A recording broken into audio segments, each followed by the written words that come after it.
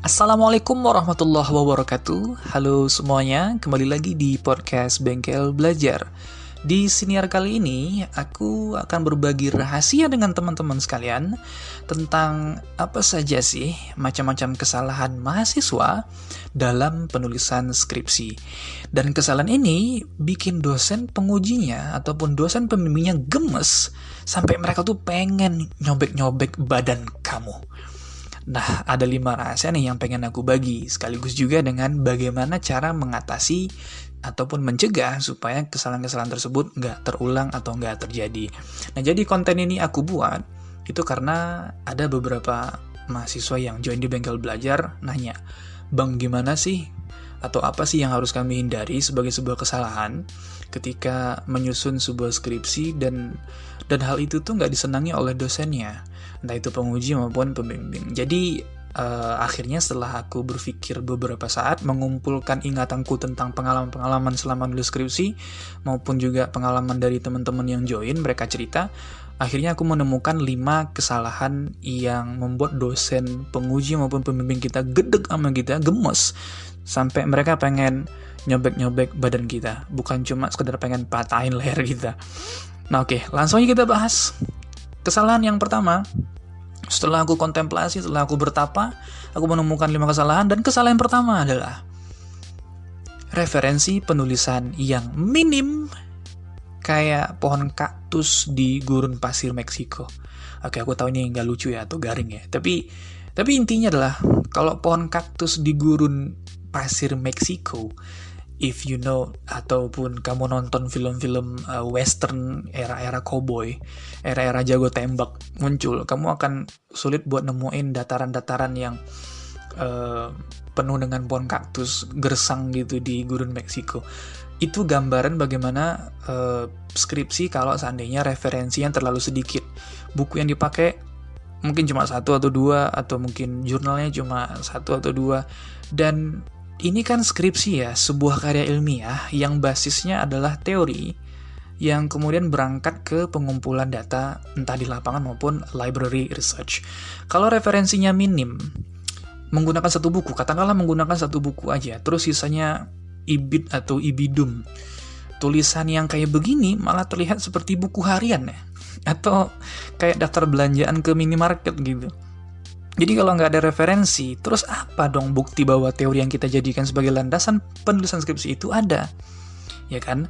Nah, kalau sedikit, terus seberapa kuat dia teori tadi kita angkat, kita pakai sebagai landasan kita untuk melakukan sebuah penelitian.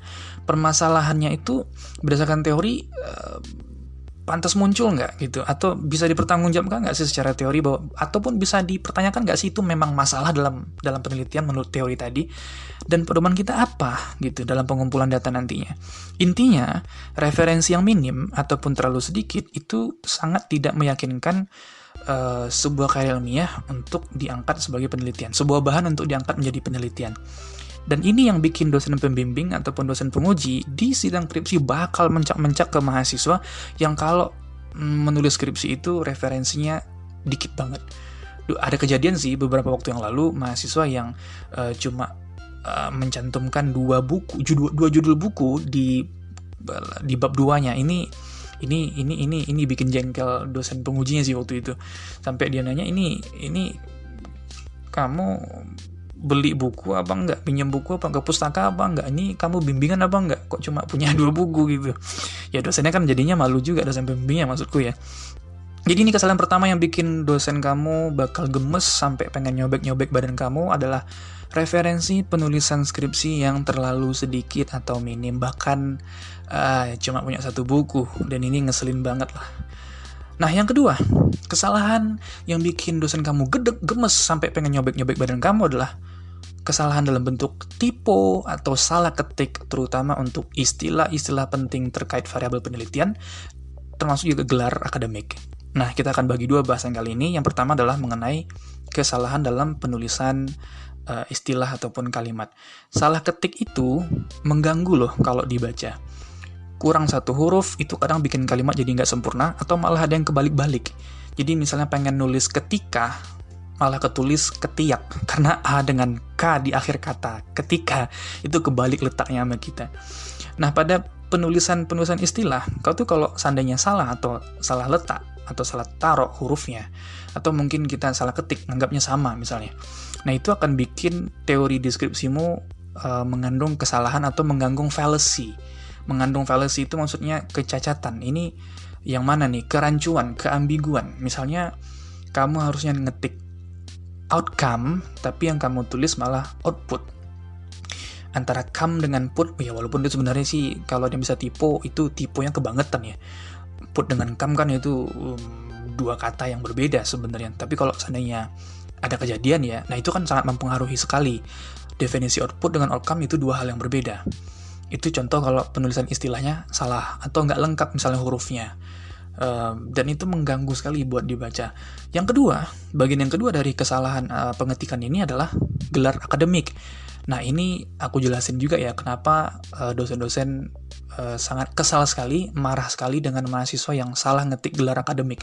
Ada dua alasan juga sih sebenarnya kenapa mereka kesel. Yang pertama, itu sebenarnya penulisan gelar akademik sebagai bentuk apresiasi, penghargaan, penghormatan terhadap apa yang udah dicapai oleh yang bersangkutan dengan gelar akademik tersebut atau ketika dia mencapai gelar akademik tersebut.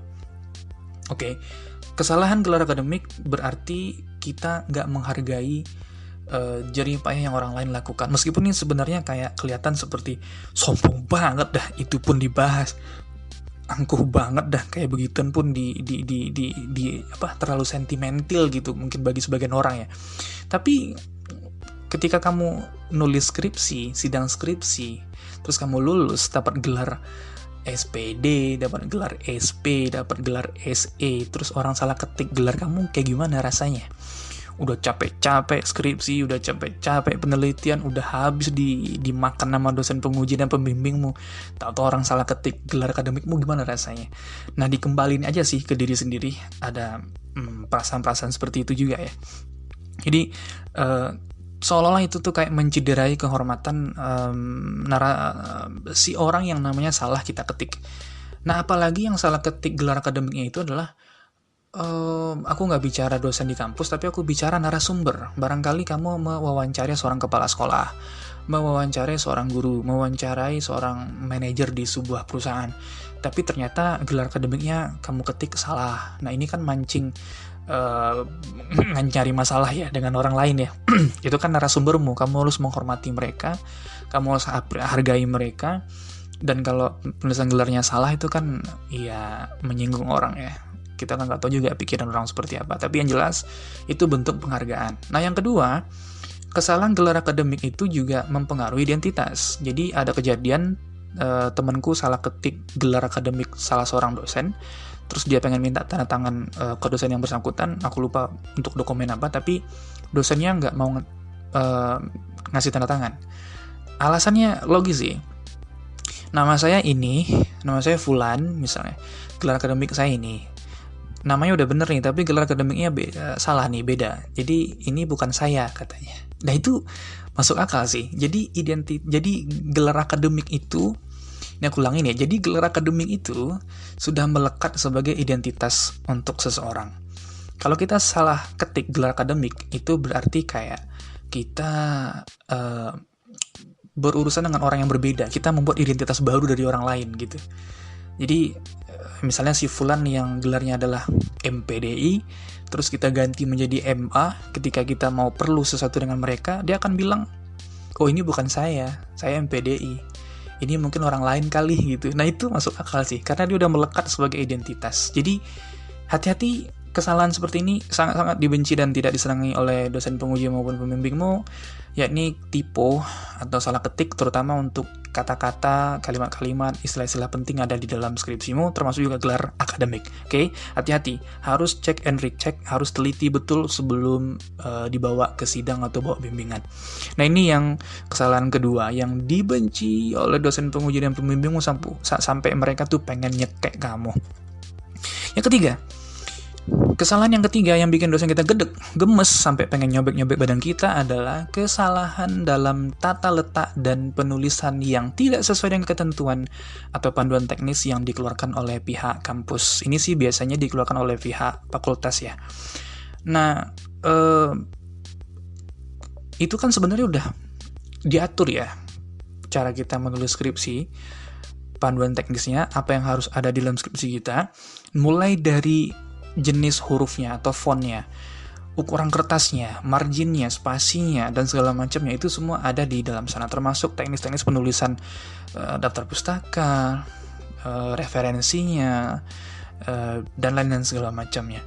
Tujuannya sih dibuat teknis panduan ataupun panduan penulisan seperti itu agar skripsi yang kita buat itu dapat disajikan dengan rapi, nyaman, dan mudah dibaca orang. Jadi kalau udah berantakan, fontnya nggak sesuai dengan yang ditentukan, atau di halaman ini beda fontnya, di halaman ini beda lagi gitu kan, nah itu bikin kesel gitu, bikin nggak enak dibaca. Selain itu, kalau kita perhatikan dengan benar, panduan teknis itu mempertimbangkan juga aspek-aspek metodologis dan ilmiah dari suatu karya tulis yang ingin dihasilkan melalui sebuah penelitian. Jadi itu juga untuk memudahkan dosen-dosen kita dalam memeriksa skripsi yang kita buat. Ya, jadi misalnya di panduan teknis kamu harus mencantumkan abstrak. Ya udah, cantumin aja. Dan di halaman berapa abstrak itu harus ada. Kenapa panduannya dibuat seperti itu? Barangkali ketika dosennya pengen ngelihat hasil penelitianmu, dia nggak mesti bolak-balik sampai ke halaman belakang, tapi cukup ngelihat di halaman yang ada abstraknya aja, karena abstrak kan mengandung juga hasil penelitian dari skripsi itu. Atau juga kalau mereka pengen buka di mana sih kalau saya mau cari metodologi penelitian, ya di bab 3. Bab 3 itu bagian mana, halaman berapa. Jadi kalau udah sesuai panduan, mereka secara terautomatisasi ya, udah otomatis mereka akan melakukan itu gitu. Tapi kalau kamu nggak nulis sesuai panduan, ya ini kok beda, ini kok nggak sama, ya bikin mereka pusing kan, bikin mereka jengkel.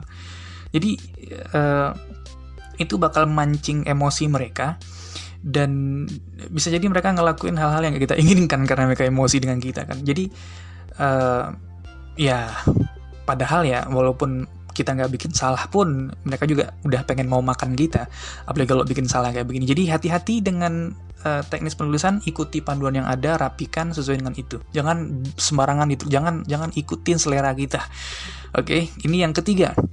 Yang keempat, kesalahan yang tidak disadari oleh dosen sampai mereka pengen nyobek-nyobek badan kamu adalah ketika mahasiswa tidak konsisten menggunakan istilah terkait dengan teori di dalam penelitian.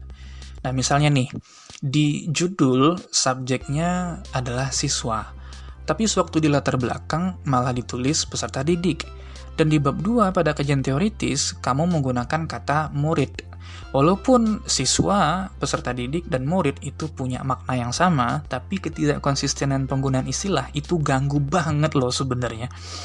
Jadi kalau kamu punya subjek yang berbeda di judul lain, latar belakang lain, di bab 2 ataupun kajian teoritis juga lain, itu sebenarnya referensi kamu pakai yang mana sih gitu. Teorinya beda sama nih gitu. Satu nggak sih gitu.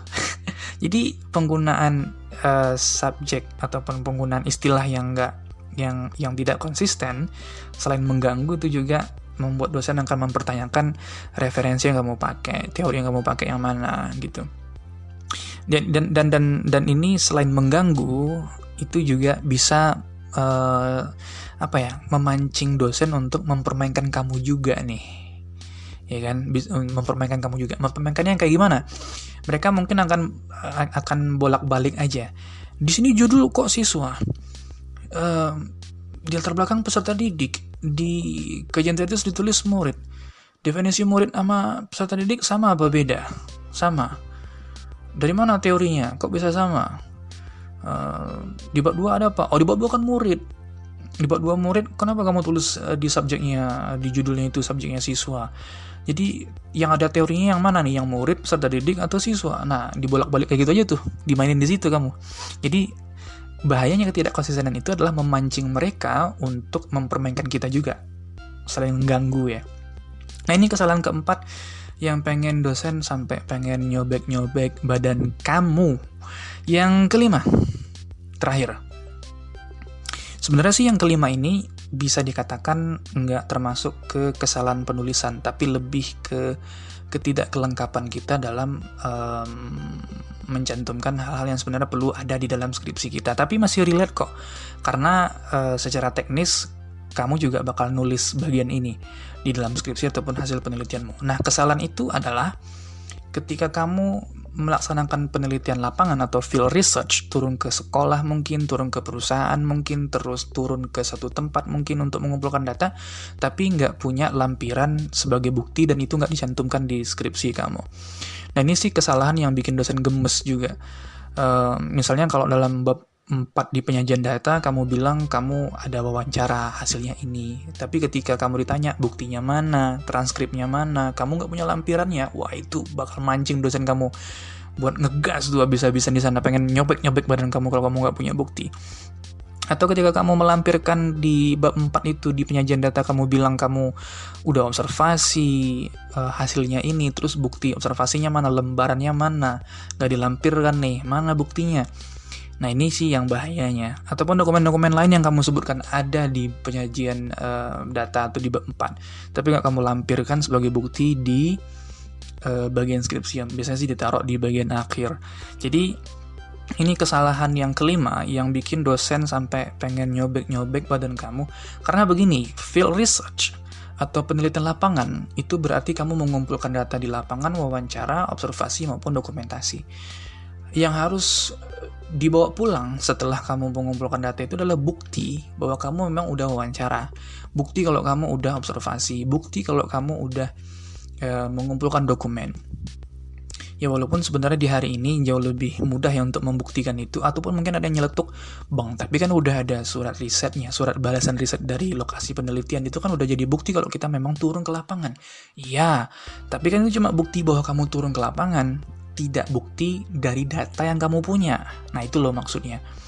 Jadi penting bagi kita untuk memperhatikan ini, nggak melampirkan lampiran-lampiran, nggak kamu tulis. Jadi kalau kamu selesai wawancara dengan seseorang, dengan narasumber, ya ketik di situ transkripnya seperti apa, kalimat per kalimatnya ditulis gitu, dicantumkan, dilampirkan.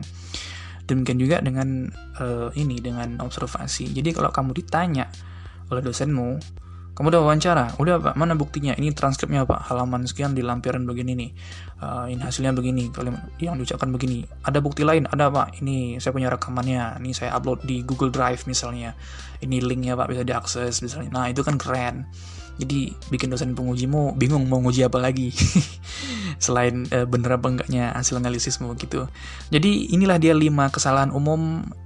Aku bilang kesalahan umum karena memang lazimnya sering terjadi di mahasiswa, yang bikin dosen penguji kita dan dosen pembimbing kita tuh sampai gemes pengen nyobek-nyobek badan kita semua yang ngelakuin kesalahan ini. Demikian sebagai solusi dariku untuk mengatasi masalah ini. Singkat aja sih semua untuk solusi kesalahan ini. Kalau kesalahan pertama, kalau kamu punya referensi yang minim, ya tinggal dilengkapi. Kamu bisa pinjam bukunya, kamu bisa pinjam buku itu ke temen, ke perpustakaan, atau beli, atau cari buku elektronik. Ya banyak cara lah. Kalau typo ya ditelitiin sebelum bimbingan atau sebelum diserahkan ke mendaftar ujian. Soal tata letak ya dicek lah, minta panduan sama pengujimu, atau ke pembimbingmu, minta panduan penulisan ke kaprodimu mungkin. Dan kalau saya tidak konsisten itu ya dicek teorinya dia pakai apa. Nah itu yang dicantumkan di judul, di semua aspek mengenai satu istilah supaya konsisten. Dan terakhir, lampirkan aja semua hal-hal yang memang perlu dilampirkan. Kalau memang perlu diketik, jangan nggak diketik.